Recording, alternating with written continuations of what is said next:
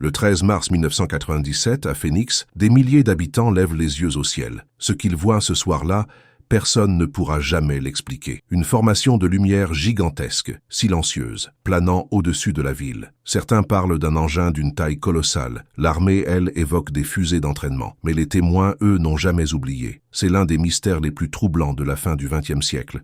Les fameuses lumières de Phoenix. Il est environ 19h30. Le soleil vient de disparaître sur l'Arizona, laissant place à une nuit claire et calme. De Tucson à Phoenix, des centaines de personnes observent une étrange formation lumineuse dans le ciel du sud. 5 à 7 sphères brillantes, alignées en V, se déplacent lentement, sans bruit, sans éclat de moteur, sans clignotement. Elles semblent immobiles au-dessus du désert, puis glissent silencieusement vers le nord. Des pilotes commerciaux signalent le phénomène à la tour de contrôle. Les radars, eux, ne détectent rien. Pourtant, les appels affluent à la police, aux médias, à la base militaire de Luke Air Force. Des familles entières sortent de chez elles, filment, prennent des photos. C'est une vision irréelle, un gigantesque objet lumineux au-dessus de Phoenix. Parmi les témoins, un homme attire particulièrement l'attention. Fife Symington, gouverneur de l'Arizona à l'époque. Quelques jours après les événements, il déclare publiquement avoir observé lui aussi ces mystérieuses lumières. C'était immense.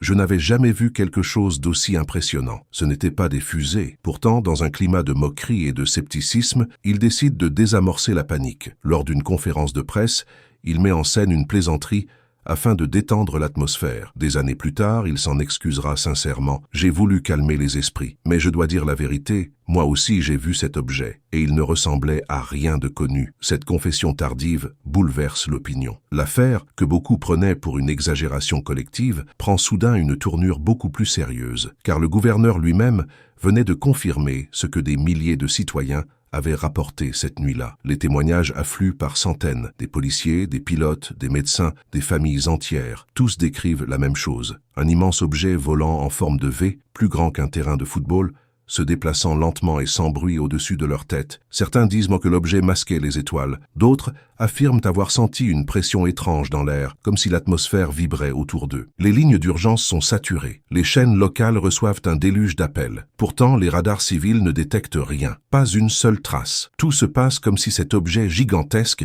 avait traversé le ciel de Phoenix en totale invisibilité pour la technologie humaine. Quelques jours plus tard, l'armée américaine intervient. Elle affirme que ces lumières ne sont rien d'autre que des fusées de signalisation lancées depuis des avions A-10 de la base de Luke Air Force lors d'un simple exercice militaire. Ces fusées, suspendues à des parachutes, auraient dérivé lentement dans le ciel, créant une illusion d'optique. Mais cette explication ne convainc pas. Des centaines de témoins assurent avoir vu l'objet bien avant l'heure supposée des exercices. Et surtout, des fusées ne volent pas en formation, à basse altitude, silencieusement, sur des dizaines de kilomètres. Les vidéos amateurs montrent une structure cohérente, un mouvement stable, uniforme, pas des lumières indépendantes. Plusieurs vidéos circulent encore aujourd'hui. Sur certaines, on distingue nettement une ligne de lumière parfaitement alignée, s'éteignant lentement derrière une montagne. Les sceptiques y voient une simple illusion, un jeu de perspective. Mais les chercheurs indépendants comme Jim DiLetoso,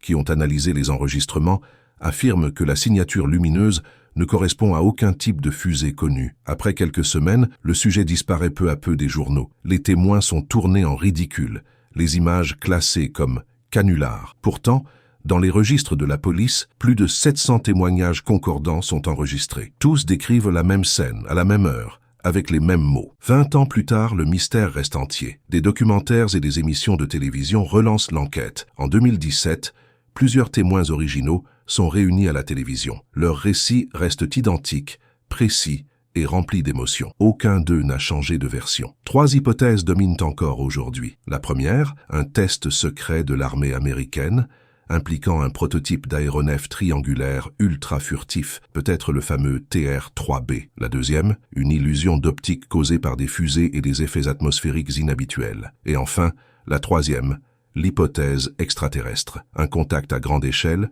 observé par des milliers de témoins, puis dissimulé pour éviter la panique. Aucune de ces théories ne répond à toutes les questions. Pourquoi les radars n'ont-ils rien détecté? Comment expliquer le silence parfait de l'engin? Et surtout, pourquoi l'État a-t-il réagi avec autant d'ironie avant de reconnaître des années plus tard qu'il s'agissait bien d'un objet non identifié? Avant sa mort, Fife Symington confiera une dernière fois « Je ne sais pas ce que c'était, mais c'était réel, et personne n'a jamais pu me prouver le contraire. » Les lumières de Phénix demeurent encore aujourd'hui l'un des plus grands mystères du ciel américain. Cette nuit du 13 mars 1997, des milliers d'Américains ont levé les yeux vers le ciel et se sont demandé « Sommes-nous seuls ?» Les sceptiques diront que ce n'était qu'un mirage, les croyants qu'ils ont assisté à une rencontre venue d'ailleurs. Mais dans le silence de cette nuit d'Arizona, une chose est certaine. Quelque chose a traversé le ciel et personne n'a jamais su l'expliquer. Peut-être que le plus grand mystère n'est pas ce qu'ils ont vu, mais ce que nous refusons encore de croire. Et toi, que penses-tu qu'ils ont vu cette nuit-là ? Une illusion, une expérience secrète ou autre chose? Laisse ton avis en commentaire. Ton regard compte. Si tu veux découvrir d'autres mystères réels, abonne-toi maintenant à Chroniques de l'étrange et active la cloche pour ne rien manquer. Chaque semaine, nous plongeons ensemble dans les énigmes les plus déroutantes de notre monde. Alors, garde les yeux levés vers le ciel, car la prochaine lumière pourrait bien apparaître au-dessus de chez toi.